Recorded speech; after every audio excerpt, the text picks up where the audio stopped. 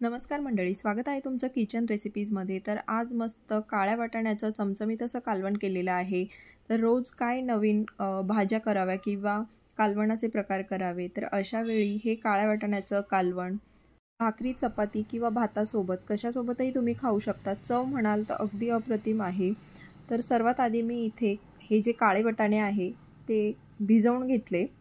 तर 6 ते 7 तास हे काळे वाटाणे मी भिजवून घेतले। त्यानंतर आता हे थोड्याशा पाण्यामध्ये मी आधी धुवून घेणार आहे आणि त्यानंतर कुकरला याच्या 3 ते 4 शिट्ट्या काढून घ्यायच्या आहेत।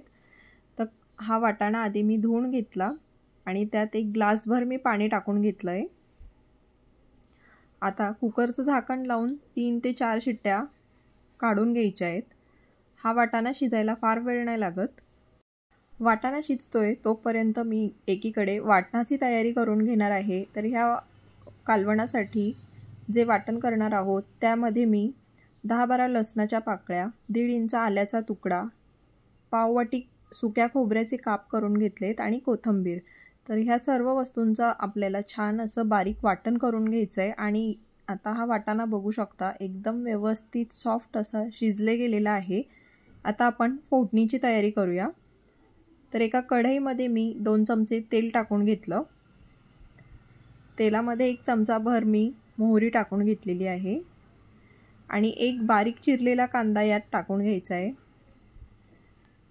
कांदा चांगला परतला की यात आपल्याला एक बारीक चिरलेला टोमॅटो मी घालून घेणार आहे।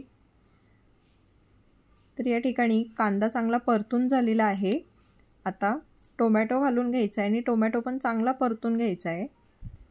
टोमॅटो परतून झाला की त्यात आपल्याला केलेलं वाटण टाकून घ्यायचं आहे। वाटण चांगलं तेल सुटेपर्यंत परतून घेणार आहे आणि वाटण परतून झाल्यानंतर ते 1.5 चमचाभर मी कांदा लसूण मसाला वापरलेला आहे।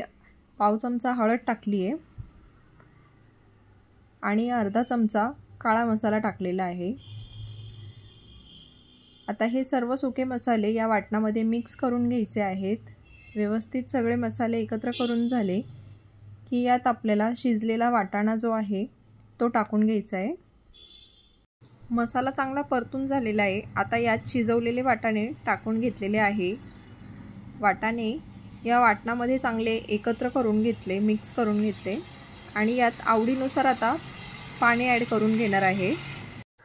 तुम्हाला कालवण किती पातळ हवं आहे त्यानुसार तुम्ही यात पाणी ॲड करू शकता आणि यात पाणी ॲड केल्यानंतर चवीनुसार मीठ ॲड करून याला चांगली मस्त उकळे आणून घ्यायचे आहे। 5 ते 10 मिनिटं हा वाटाणा छान या वाटणामध्ये एकजीव होऊ द्यायचा आहे आणि त्यानंतर आपलं हे काळ्या वाटाण्याचं कालवण या ठिकाणी इथे तयार झालेलं आहे। तर ही रेसिपी तुम्ही नक्की ट्राय करून बघा आणि जर आजची रेसिपी आवडली असेल तर कमेंटमध्ये मला नक्की कळवा आणि चॅनलवर जर नवीन असाल तर चॅनलला लाईक, शेअर, सबस्क्राईब नक्की करा। धन्यवाद।